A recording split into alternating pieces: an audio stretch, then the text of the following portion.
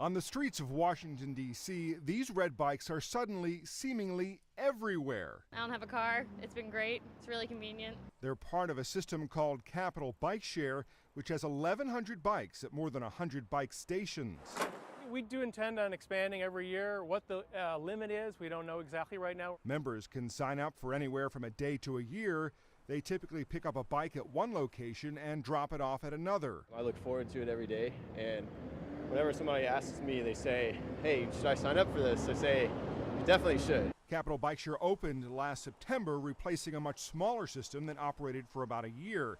That made Washington the first American city to provide a government-sponsored bike sharing program. But that list is growing quickly. At least 9 U.S. cities currently have bike sharing. Another 7 cities are about to start programs. Denver started its program last year. We feel like it's been an amazing success. Last year we had over 100,000 rides. Minneapolis's Nice Ride, Minnesota just celebrated its 1-year anniversary. I use it twice a day, once to work and then once back from work. So I use it as a commuting bike. New York City is planning the largest system, 10,000 bikes at 600 stations. We get calls almost every day from cities around the country that want to do this. It's not as hard as it looks. Once you've got the political support and the funding. It cost Washington just over $6 million to start up Capital Bikeshare, but the city didn't have to go it alone.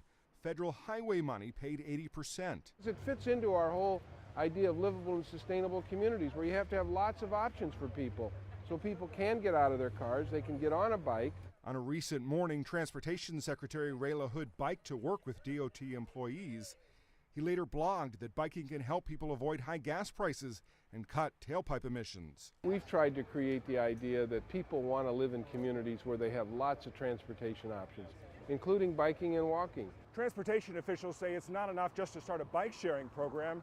They say there's a lot of work that needs to be done beforehand. They say there needs to be the right infrastructure, like the city's extensive network of bike lanes.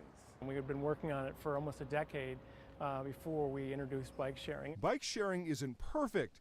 There are the challenges of bad weather and traffic, and Washington's Capital Bikeshare is in some ways too popular. If you don't get a bike by 8 o'clock, if you're not up by 8 o'clock and out the door, you're not going to find a bike. DC officials say they're listening and expect to add between 30 and 50 new bike stations and hundreds of bikes this year. Matt Friedman, The Associated Press.